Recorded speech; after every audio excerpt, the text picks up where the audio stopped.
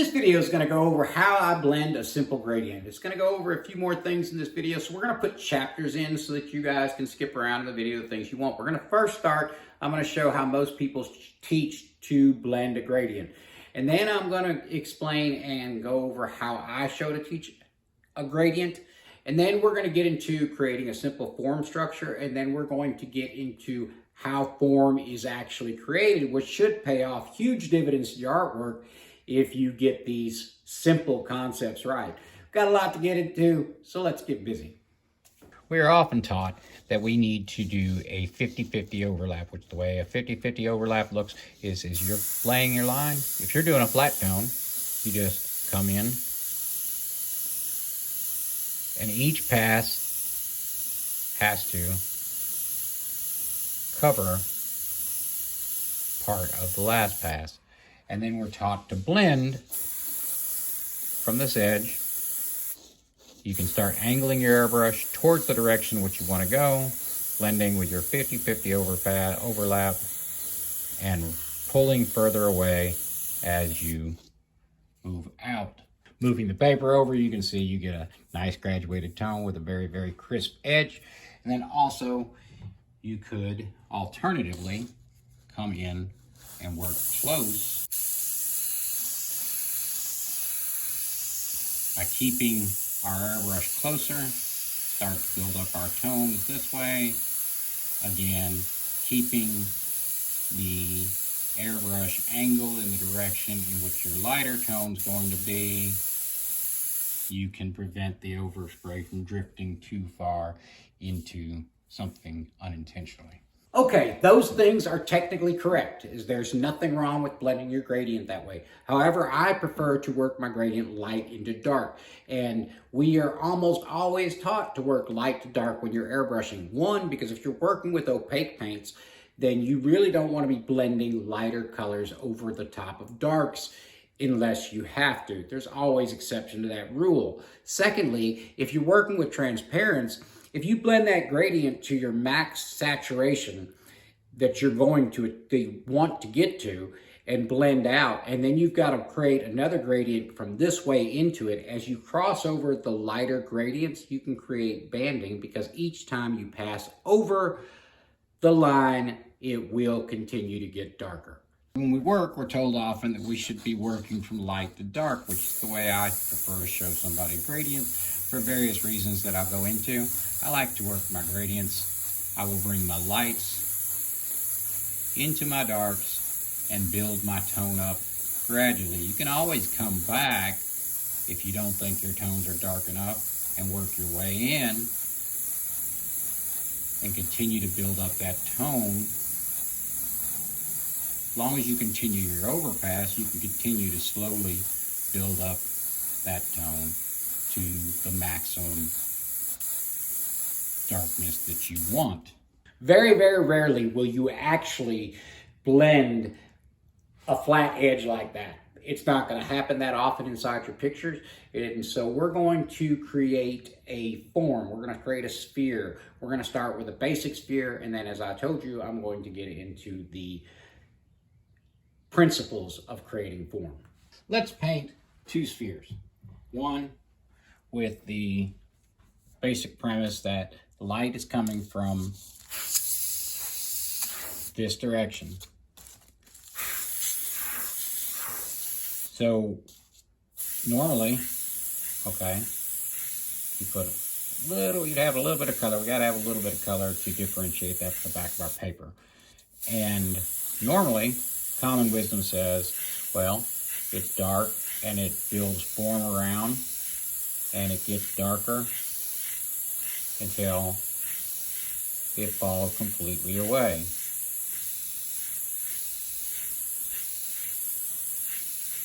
Which is the way I've seen a lot of people show how to shade a sphere.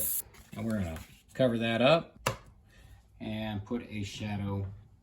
Bear in mind, you will not always have a cast shadow. If you had, for instance, the moon has no cast shadow because it would only cast off into space, correct? So that's why there is no cast shadow off of the moon, underneath. And no matter what, when we do this shadow, I want to blend that shadow light back into my dark.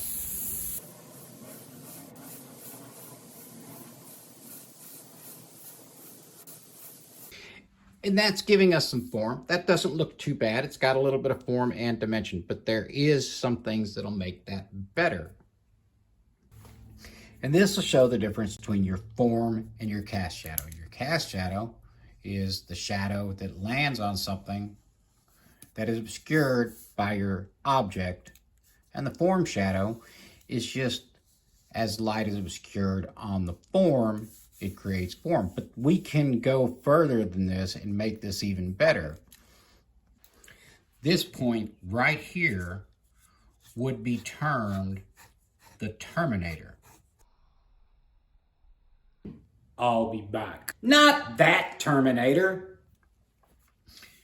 Then, of course, this is your cast shadow, which your cast shadow is a direct relationship to where the Terminator is. Your cast shadow will be here. Underneath the very, very bottom should be the darkest part of your shadow, and that is called the occlusion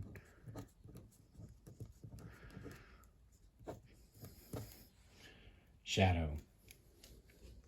And if we had a surface here that the shadow is being cast upon, some of that light would come back to this surface and bounce back up into our sphere. A balloon floating in the air would not have a cast shadow. However, it may have indirect lighting. Now let's try this again really quickly, keeping in mind that our Terminator is still going to be here. Right? Our halftones are still going to exist underneath. We will have our full reflected light here.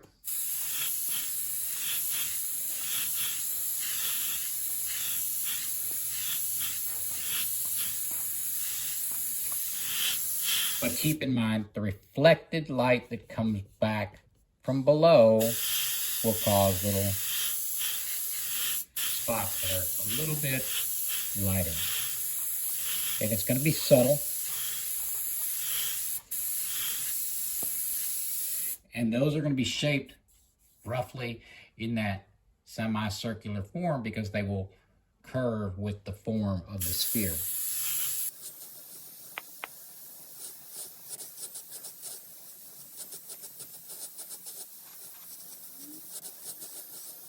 We'll just eyeball it, but of course, as you know, our cast shadow is directly influenced by the Terminator line.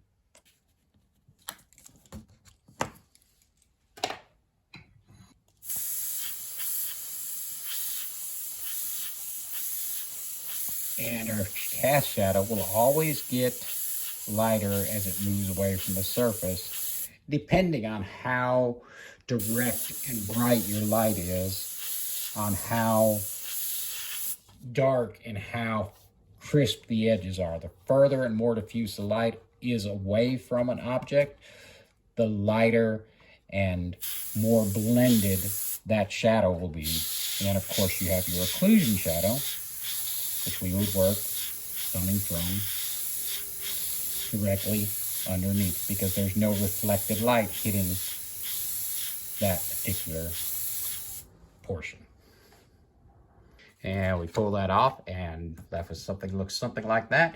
As you can see, it's a small thing, but as you can tell, our Terminator is more defined and we have reflected light coming up.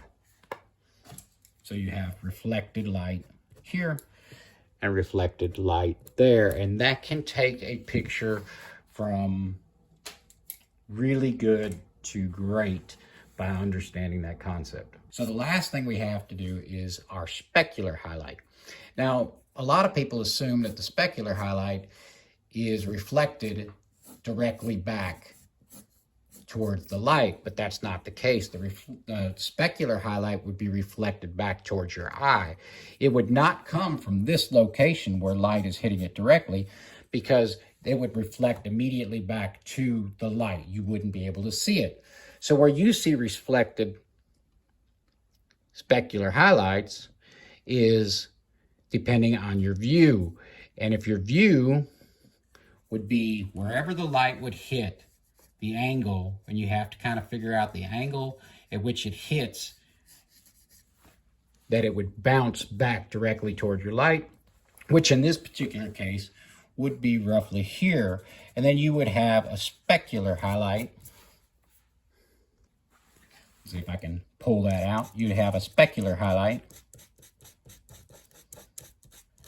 reflected back towards your eye.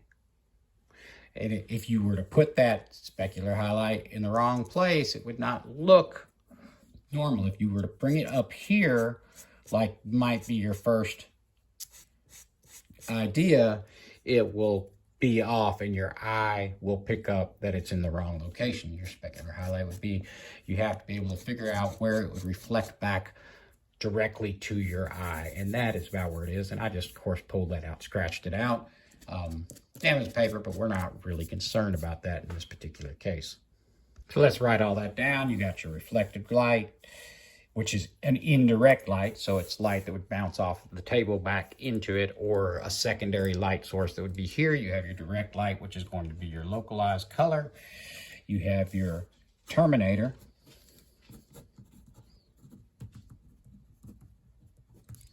and you have your occlusion